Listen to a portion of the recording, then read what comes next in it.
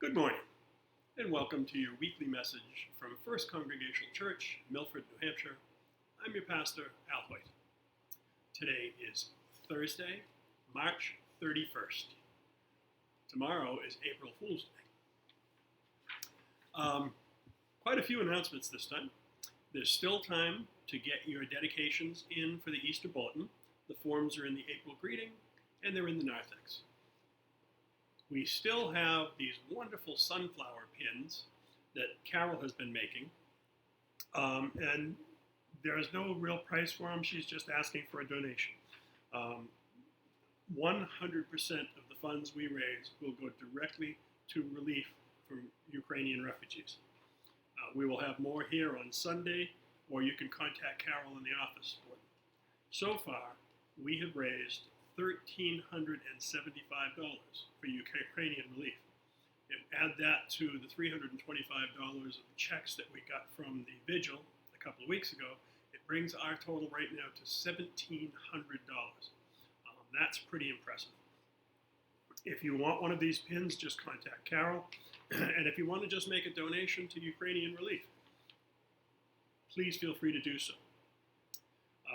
The Lenten collection that we're taking every Sunday in Lent is going to the Deacons Fund. The Deacons Fund had been depleted quite a bit in this last winter, helping people with fuel assistance and things like that. So we need to replenish it. The Easter collection will be going to the Northeast Neurofibromatosis Society.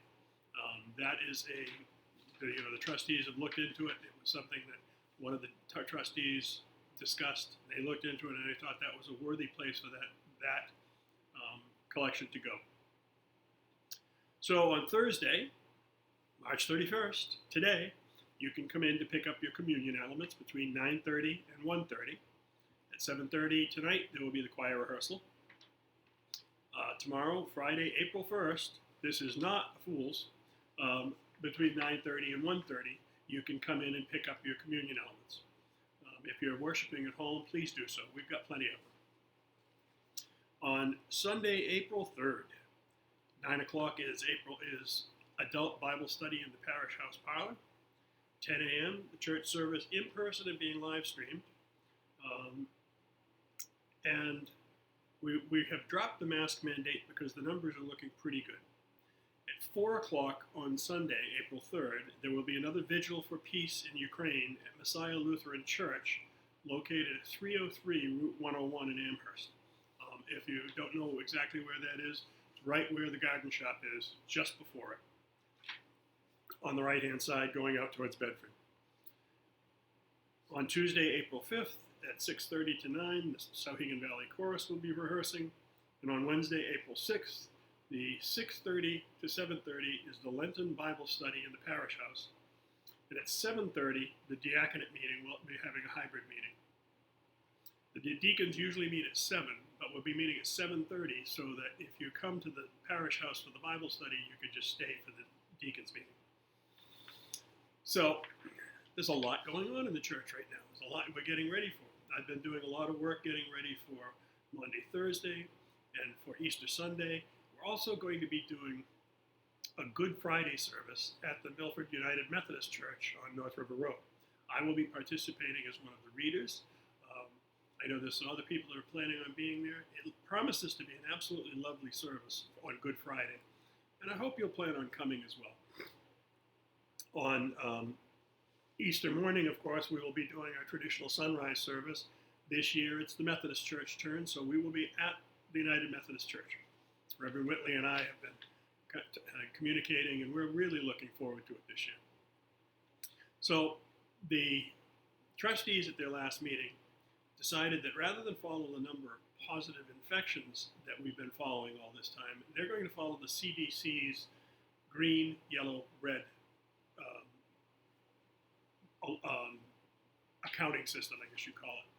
And the Hillsborough County, having been in the green, which means the lowest risk for COVID right now, has been in the green for several weeks now. We're going to be taking the tape off the pews. We will ask you to still keep safe distances. We've dropped the mask mandate. If you're comfortable in the church without a mask, that's fine. If you're not comfortable, please feel free to wear a mask. The choir will continue to sing mass because, as I've explained many times, the risk of droplet transmission is much, much greater when you sing. Those droplets that you can't even see most of the time go much, much further when you're singing than when you're just talking to someone. So those are some of the things that go on. We will probably, beginning sometime in May, start doing coffee hour again. There'll have to be some changes in how we do coffee hour.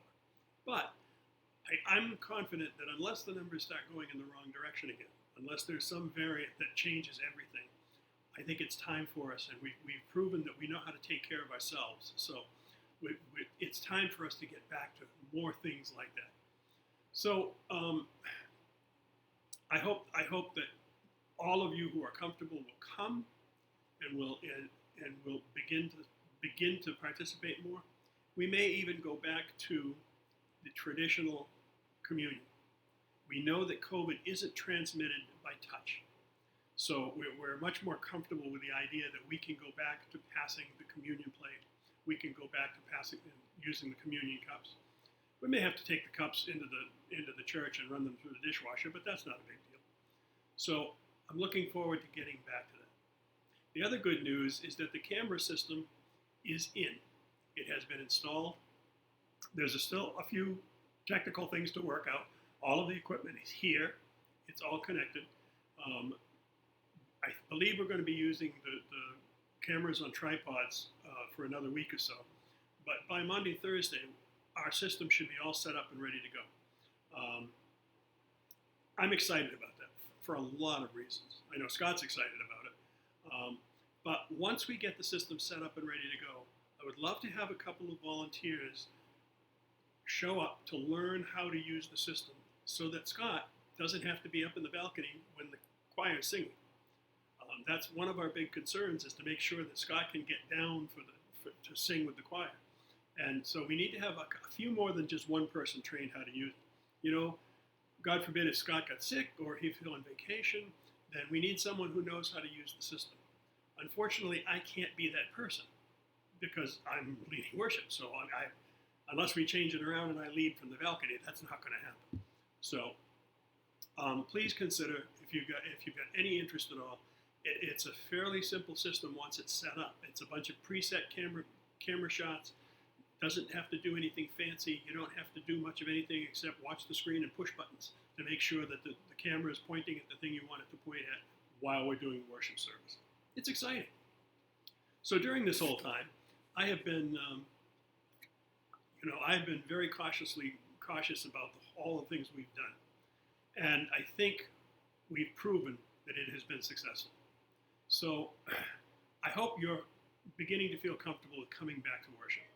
We've been working hard at this for a while, and I think it's paying off. Please join me in the Lord's Prayer. Our Father, who art in heaven, hallowed be thy name. Thy kingdom come, thy will be done on earth as it is in heaven.